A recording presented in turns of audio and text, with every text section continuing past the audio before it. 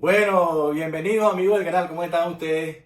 Tenemos ahora la gran dicha y el gran placer de contar con uno de mis amigos. En Venezuela llamamos a los amigos pana y de verdad que tengo una amistad de musical y aparte de musical personal porque conozco a su familia de los inicios de que éramos jóvenes. Muchacho, Ya no tanto. Y bueno, de verdad que me siento, Willy para mí es mi hermano musical, pero también es gran amigo. Y bueno, Willy, de verdad, un gran placer que estés en el canal. vale, gracias a ti por invitarme a este canal que está creciendo, pero agigantado, a pasos gigantes. Muchas gracias.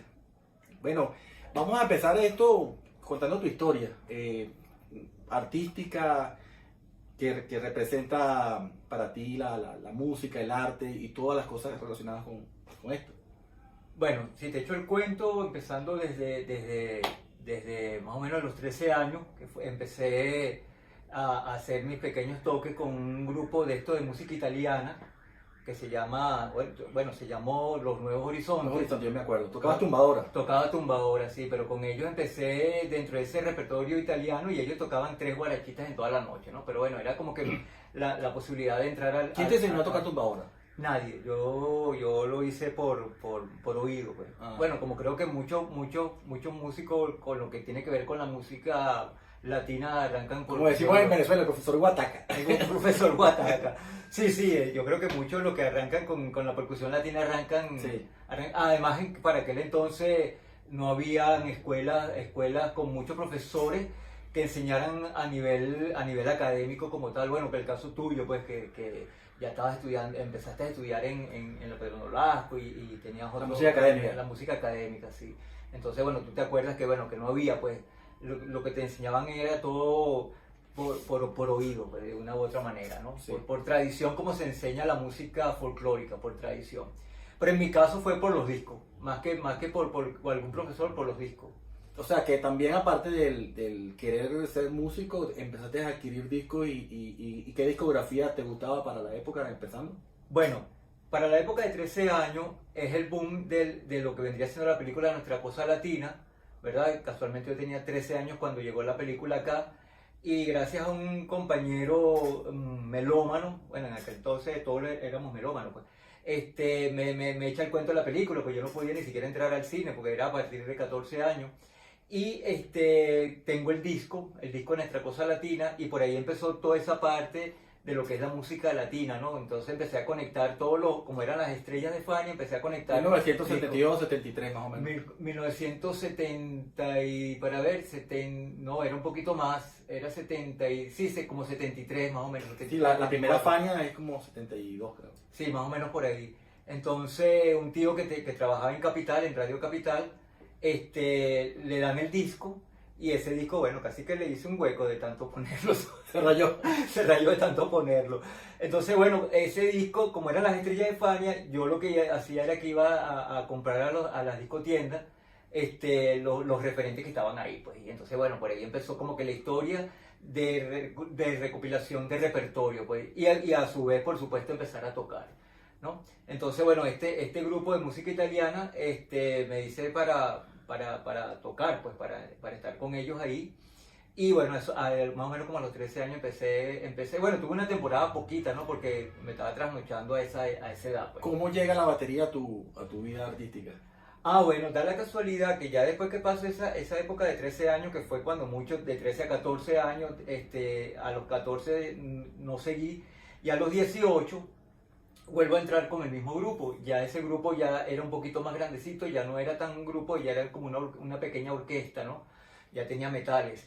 Y en una de esas, pues ya el cuento corto, el baterista no llegó al toque, y como yo tocaba viendo al baterista, ese día toqué la noche la batería.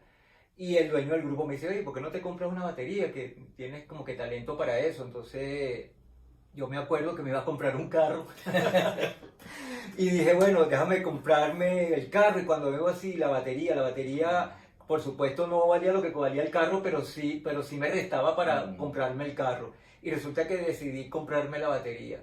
Y con esa batería tuve como 6 meses aquí en la casa sin saber cómo se tocaba, porque tampoco tenía profesores, no habían los profesores que estaban... a la buena de Dios. A la buena de Dios.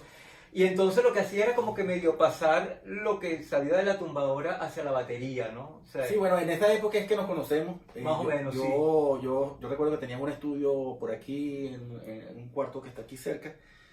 Y bueno, a mí me impresionó mucho porque yo nunca había visto tampoco una batería. Exacto. Y menos una persona que lo tocara. Entonces, bueno, esos fueron los inicios también de... Yo venía ya tocando bongo, tumbadora y toda la percusión afrocaribeña. Pero la batería no sabía nada de eso. Me vengo a enterar aquí en esta casa. Ah, Gracias a Dios. imagínate, yo pensé que ya tú sabías porque te puedo decir que, bueno, cuando te conocí, el talento tuyo, ya tú tocabas esas tumbadoras, Sí. más o menos, la parte latina, pero con bastante Timbales y propiedad. todo, pero Exacto.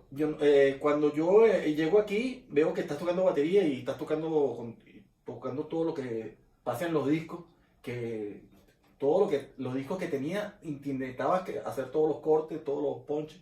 Exacto. Entonces, es un proceso de imitación importante ese. Pues yo también empecé en la tumbadora en el disco con los parlantes de la casa. O sea, de madera, yo no tenía tumbadora. Claro. Fue similar, pero en la tumbadora, que es un poco un camino diferente. Pero bueno. Entonces continuamos, Will. Bueno, nada, ahí ya empezó el asunto de la batería y el señor que me vende la batería me regaló unos libros de batería. Y con esos libros, también sin saber mucha música, fue que empecé a tratar de tocar lo que estaba escrito ahí. Por supuesto, y entramos en lo que es, lo que tocaba decir, la escuela Pedro Nolasco Colón, que es donde te conozco. Y ahí empiezo, bueno, como todo el mundo, ¿no? Teoría de solfeo, tal y qué sé yo, y medianamente a meterme al salón donde ustedes estaban estudiando. Pues ya tú tenías, creo que 1 año o 2 años estudiando Sí, con yo empecé Mato. con Ronald Bonilla y Jesús Bosque. Ahí. Exacto, sí. Abelardo Matos era el maestro que en paz descanse, el iniciador de la percusión académica en Venezuela. Un español, un gallego de Exacto, exacto, pero ya tú tenías un rato ahí y bueno, la misma admiración que tal vez tú tenías con lo que viste fue la misma admiración que yo tenía contigo. Contigo conocí Koinonia o fue el momento donde Sí. estaba un grupo Koinonia. Sí, es importante reflejar que yo le decía a Willy que el músico de Caracas se confronta con la música de la calle, bailable, el músico de Caracas se confronta con muchos géneros a la vez. De repente estás tocando música bailable, estás en una escuela académica estudiando, o vas a dar una clase, o vas a tocar Carmina Burana y todo ese tipo de cosas. Es un poco, creo yo, que la fama que tiene el músico venezolano en el mundo. Por eso, porque nuestra formación caraqueña involucra demasiados géneros en una semana, más o menos. Sí, sí. Sí, bueno, yo creo que eso es algo que yo creo que ya a nivel mundial medianamente está pasando, pero por supuesto aquí en Venezuela, por ser un país con mucha diversidad musical, que también la hay en todas partes del mundo, la diversidad musical, pero el asunto aquí es que el músico venezolano o el músico caraqueño, el músico de la ciudad, se ve confrontado al hecho de tocar la música, lo que llamamos la música bailable, la música que es ¿cómo se llama? Cumpleaños, bodas, ese tipo de cosas. Eventos. De eventos, exacto. Que es la música que está sonando en la radio. Entonces te ves confrontado que todo el tiempo estás montando lo que está sonando, lo que está de moda, ¿no? En este caso las redes sociales ahora han cambiado un poco eso, porque unos quieren imitar todo lo que está pasando en las redes sociales. Sí, sí, claro, las redes sociales es una bendición y a su vez puede ser algo que no funcione bien porque hay gente que agarra elementos que sin propiedad, pues entonces hay que Ser selectivo. ser selectivo, saber qué es lo que está. Definitivamente creo que tiene que tener un tutor que por lo menos le diga, mira, estudiate esto, estudia lo otro. Una preparación para eso. Sí, totalmente, porque de repente agarras, qué sé yo, quieres estudiarte algo de batería y resulta que el video que escogiste es avanzado. Fíjate, ahora hay una moda de muchos canales, y yo creo que me incluyo, de tratar de un poquito de esa docencia de qué ver y qué seleccionar en los contenidos, porque hay mucha información. Sí, definitivamente. Entonces, como dices tú, tienes que haber un tutor, una preparación, no ver videos a lo loco, sino ver un video cómo tú vas a afrontar esa información. Sí, eso que tú dices es muy cierto, lo de las redes es algo que vino para quedarse, ¿verdad? Y así como cuando llegó el semáforo a Venezuela, por poner una anécdota, había más choques porque la gente no sabía interpretar el semáforo. O sea, cuando estaba en rojo, cuando estaba en verde, entonces la gente pasaba porque estaba acostumbrado a ver para los lados y resulta que, bueno, ahora está en verde, yo sigo y el que venía estaba acostumbrado, ¡pam! Y chocaban, ¿no? Entonces, con las redes pasa algo parecido. Te ves confrontado a una gran cantidad de información, pero como no dice cuál es lo selectivo, tú eres el que mismo tienes que escoger, entonces a veces escoges cosas que no son. Y no es que no sean, sino que están a un nivel más alto. ¿Me explico? Entonces, y esto no está por niveles. De hecho, tú eres podríamos decir que un generador de contenido, al igual que yo, pero de una u otra manera no llevamos un ABC, vamos a llamarlo académico. Llevamos un ABC de nosotros, pero no un ABC académico. Es más personal que otra cosa. Exacto, ese ABC es mucho más personal. De hecho, en Venezuela, la música en relación a la música popular, las academias no están reguladas. Por ejemplo, tú vas a estudiar música popular y resulta que estudias con un profesor que él te va a dar su pensum. Y estudias con otro profesor y es su pensum. Entonces, no es como cuando tú te pasas de primer grado a segundo grado y te mudaste de ciudad y vas a estudiar el mismo segundo grado que tienen todas las escuelas.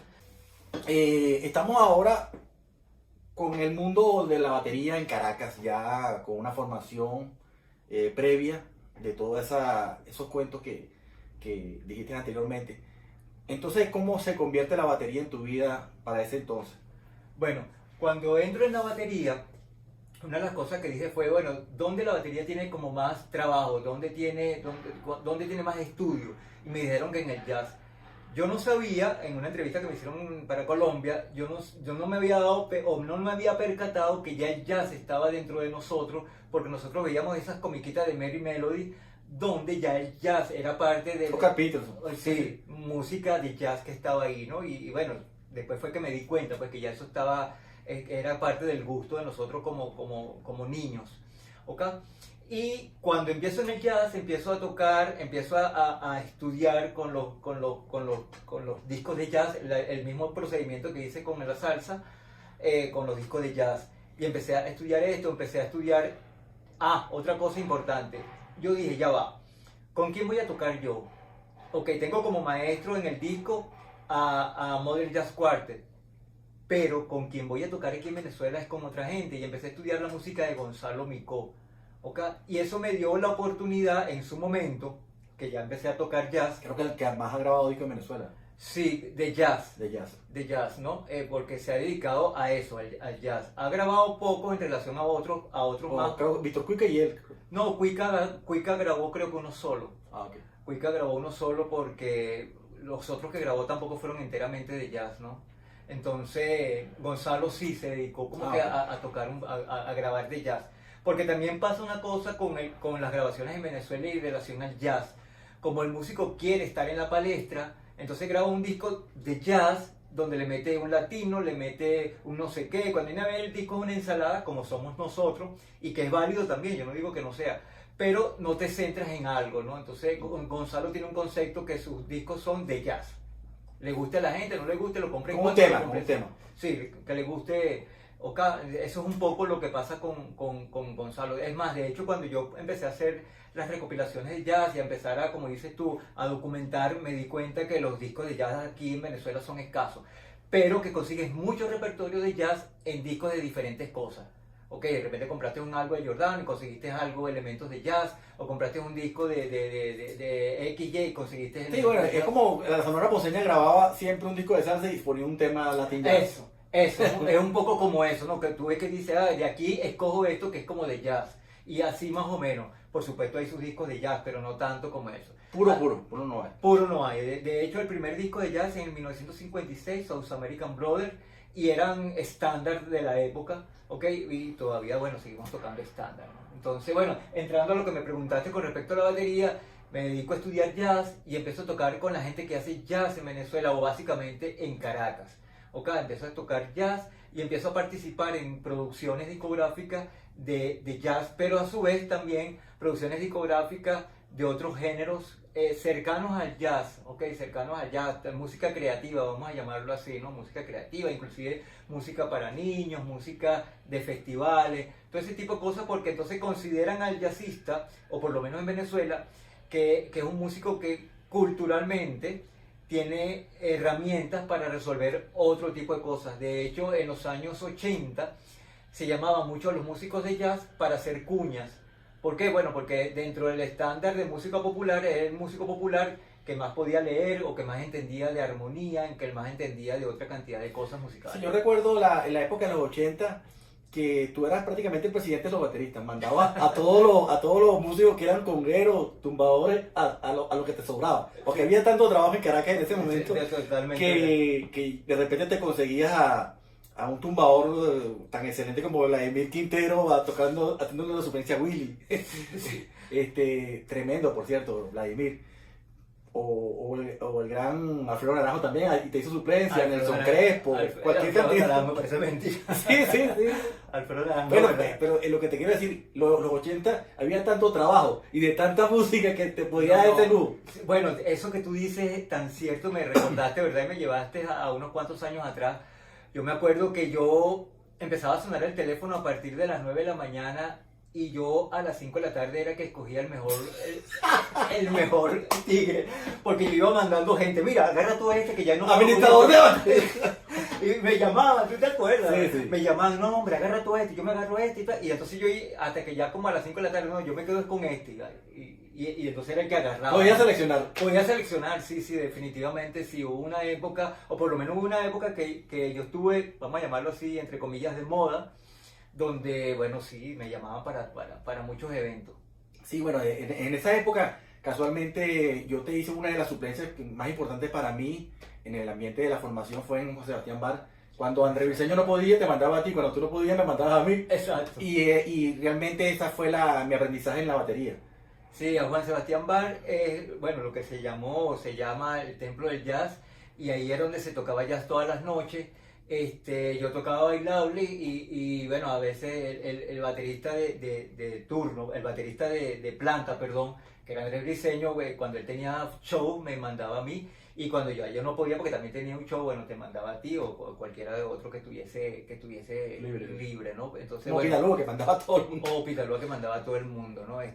Sí, definitivamente Venezuela tuvo una época muy bonita en relación a la música que nosotros percibimos, que era el hecho de poder trabajar. Había muchos negocios, por ejemplo, en la calle Madrid de las Mercedes, habían muchos, pero muchos negocios. Tú podías salir caminando y en menos de una cuadra podían haber 5 negocios de donde estaban tocando compañeros. Entonces tú podías salir en un momento de descanso a ver pop, a ver jazz, a ver música brasileña, música inclusive venezolana. Había un sitio ahí entrando hacia las Mercedes. Bueno, había de todo. Estaba Feora, La Menta, Juan Sebastián. Hasta los Pida Pizza. Los Pida Pizza, sí, los Pida todo. Pizza. Por todos lados. Cualquier cantidad de músicos que eran hasta rockeros y se ponían a hacer jazz. Sí, había mucho. Y las fiestas privadas también. Había de verdad mucho movimiento. Es más, había tanto movimiento que esta batería que está aquí al fondo, esta batería que está aquí, yo me acuerdo que yo tenía que tocar, ya iba tarde al toque y estacioné mi carro y lo primero que me entré fue a una tienda de batería. Dame esa batería. ¿Y dónde la llevo? No, para el negocio que está aquí arriba.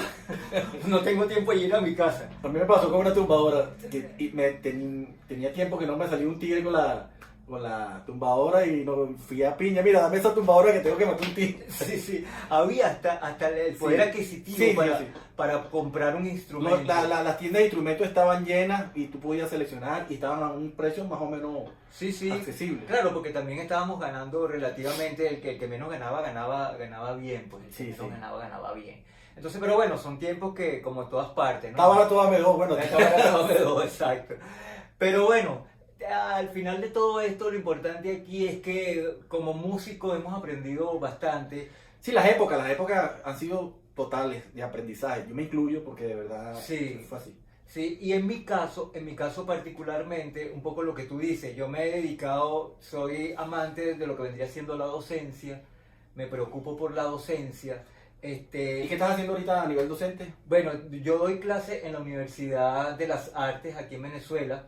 Doy batería, doy análisis rítmico. De hecho, el pensum de batería de la universidad lo creé yo y el pensum de análisis rítmico también lo creé yo. Ese análisis rítmico fue una materia que yo incluí en la universidad y también incluí batería funcional, que tampoco lo había, ¿no? Argumentando que la batería, como es un instrumento donde utiliza los 4 miembros, es el más completo a nivel de percusión. Ese fue el ¿Qué te ha argumento. enseñado la docencia a este nivel artístico? ¿Qué me ha enseñado? Bueno, me ha enseñado o me ha puesto en el, ¿cómo te digo? En la conciencia y la preocupación de que tenemos que dejar algo para el que viene. ¿Ok? Más que otra cosa de enseñarme como a mí, como a tal, es dejar para el que viene. Un legado. Un legado. ¿Por qué? Porque te puedo decir que en los años 70 hacia los 80, los músicos que estuvieron fuera, que estuvieron en Berkeley y en otras partes de Estados Unidos estudiando música, cuando vinieron aquí, venían con la mentalidad, y esto es cierto porque es dicho inclusive por los mismos músicos, que ellos no querían dar todo lo que sabían porque tenían miedo que le quitaran el trabajo. Y eso pasó aquí en Venezuela. Sí. Inclusive, no nada más en la música, pasó en muchas áreas. Entonces, ¿qué es lo que pasa? Y lo que yo me di cuenta. Si tú estabas un 100%, ya cuando tú entregas ese 100%, el estudiante va a agarrar de ese 100% tuyo un 50%. Pero si le das el 50, él va a agarrar la mitad del 50, que es un 25. Entonces, imagínate, ¿qué le puede dejar este músico al que viene? Le va a dejar bagazo, le va a dejar nada. Entonces, es importante dar. Sí, fíjate, yo recuerdo que en nuestra época comprar un LP, abrirlo con una emoción Sí. y de repente ponerlo muchas veces. Después vino la época de las clínicas en VHS, que también toda esa información era económica, porque esos grandes estudios hacían esas producciones. Hoy lo podemos ver todas gratuitas en YouTube, pero Sí. anteriormente no era así. No, anteriormente. Entonces, no era así. hay un fenómeno económico que está a la par con la educación. Berkeley tiene un semestre en $20,000. No todo el mundo puede ir para Berkeley. Claro. ¿Me entiendes? Claro. Entonces, no sé qué estarán pensando que te voy a robar una información ahorita porque ya tú pones un video y ya está el tutorial. Sí, ya hoy día la información se democratizó. Ok, vamos a empezar por ahí. Claro, siempre es bueno tener un tutor, porque el tutor te está viendo y... Sí, lo que estamos hablando anteriormente. Exactamente, él te puede aconsejar qué videos ver, qué aconsejar, inclusive te puede decir, bueno, mira, no agarres aquí, no agarres, porque él te está viendo, ¿ok? Siempre es bueno un tutor. En el caso mío no había ese profesor, pero siempre hubo un tutor, tú mismo. Epa, Willy, mira, así, todo casado, ven para que veas este libro, y ya de una u otra manera me estás tutoreando, ¿no? Mira este libro que está aquí, o mira esta guía que tú mismo hiciste, me acuerdo que me diste una guía de tumbadora.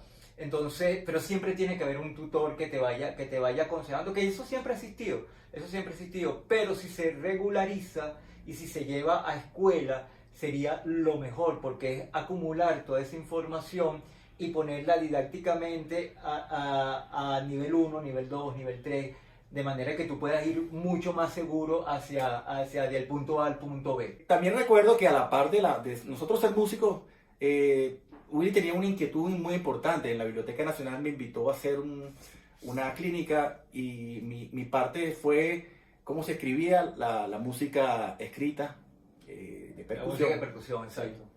Mira, eso es muy importante que tú dices, porque yo creo que esto de las producciones tiene que ver más con la parte académica.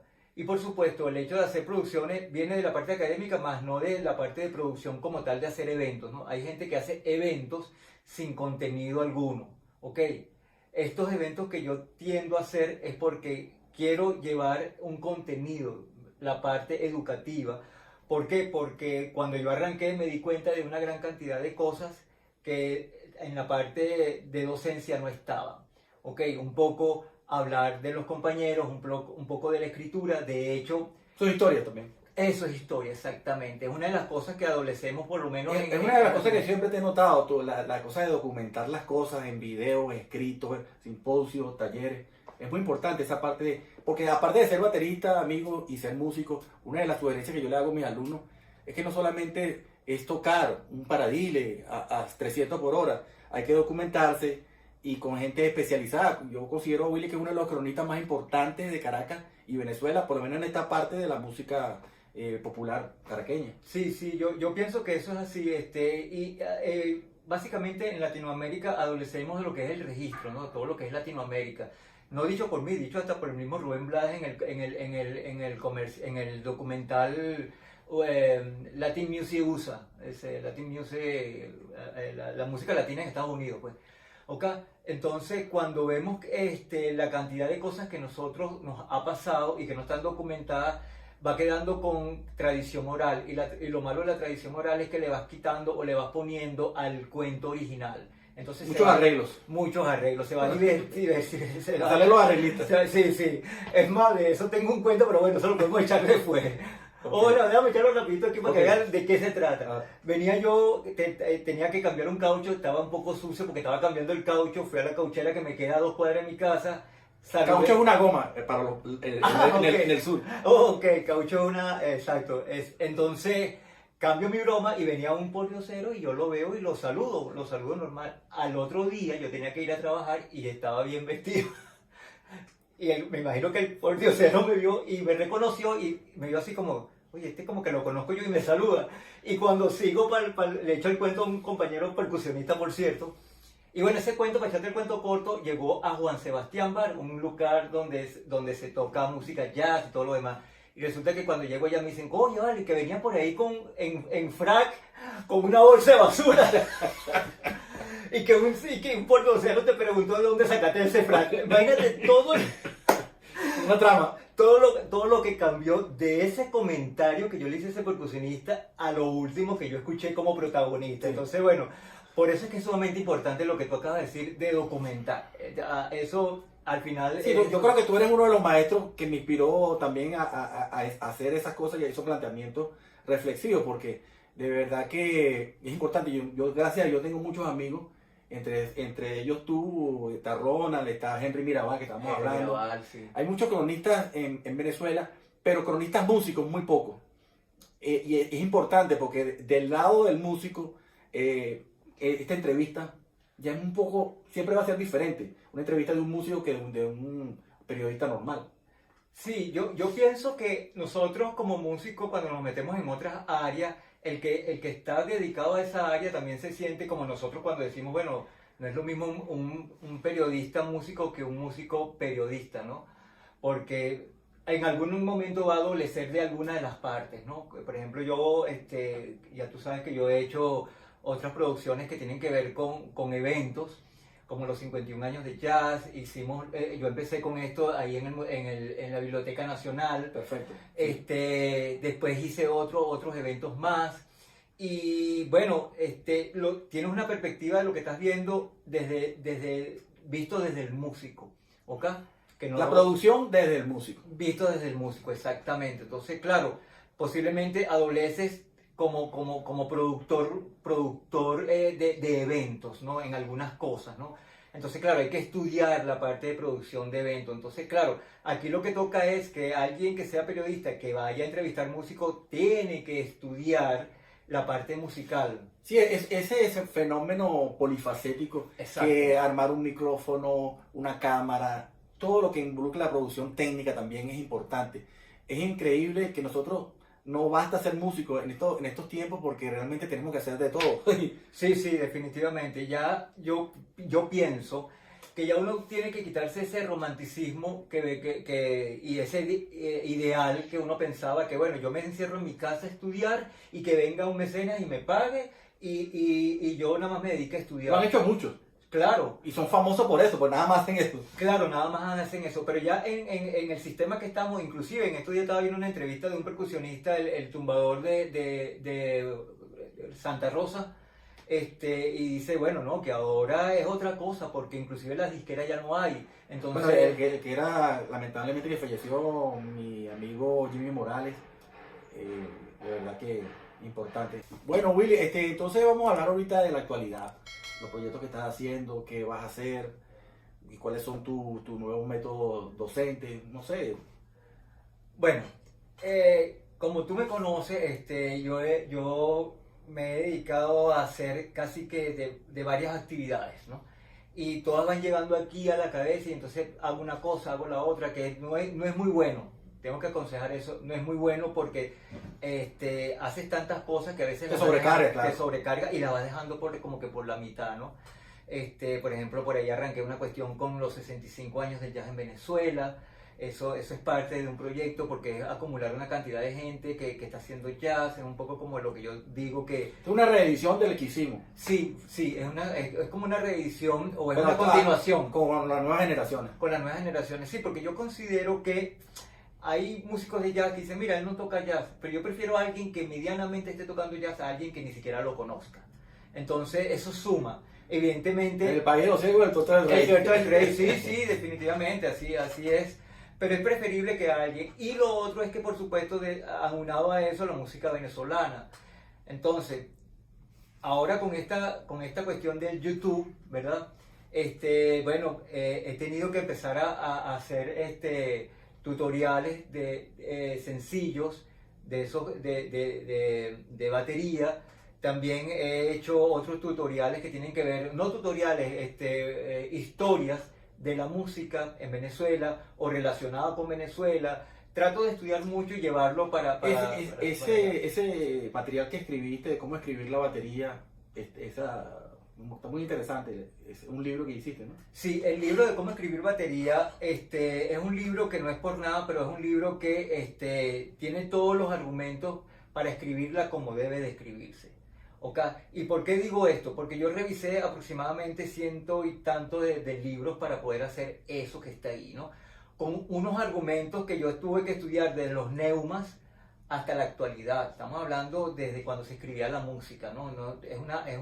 De hecho, parece una un tesis. respaldo histórico. Claro, es un respaldo histórico, parece una tesis. De hecho, yo pude haber escrito una hojita y cómo se escribe para la batería y ya. Pero no, esa hojita no existe, mejor dicho, esa hojita está en el libro, pero viene respaldada de todo un contexto histórico. De manera que lo que está expuesto ahí es porque va, ¿ok? Y pudiese ser cambiado, pero como digo yo y como lo estábamos comentando antes, bueno, adjunto un libro y refuta lo que yo digo, ¿ok? Para que, bueno... Sí, el verbo hacer es importante. El verbo hacer. Entonces, una de las cosas que creo que me caracteriza es lo que yo hago es lo que yo digo. O sea, yo no digo para hacer. Totalmente, casi todo lo que yo he hecho es lo que dice de mí. Los 51 años, aquí está, esto lo hice yo. El libro, aquí está, esto lo hice yo. Siempre va a haber los grandes opinólogos que no hacen nada, pero son opinólogos. Exacto, es una sí. profesión. Sí. Yo respeto esa profesión, pero los músicos que hacemos, tenemos que siempre confrontar con ese gremio de opinólogos. Muchos lo tomamos en cuenta porque nos obligan a hacer lo que ellos no quieren que hagamos. Sí. Pero bueno, Willy, de verdad, qué grato y me siento con un gustazo estando aquí en tu casa, porque lo que te dije realmente es de corazón. Es toda una vida de lucha, de información. Y bueno, de verdad te quiero felicitar por todo lo que estás haciendo. Vale, muchas buenísimo. gracias por la entrevista. Buenísimo, bueno, espero que disfruten por ahí, un canal que está hacia arriba, yo lo he visto y va, de verdad, viendo en popa, va bien chévere. Y bueno, les invito también para que vean mi canal, Willy Díaz, aunque hay varios Willy Díaz en YouTube, pero pueden buscar Willy Díaz Streaming. Bueno, nos vemos en el espejo.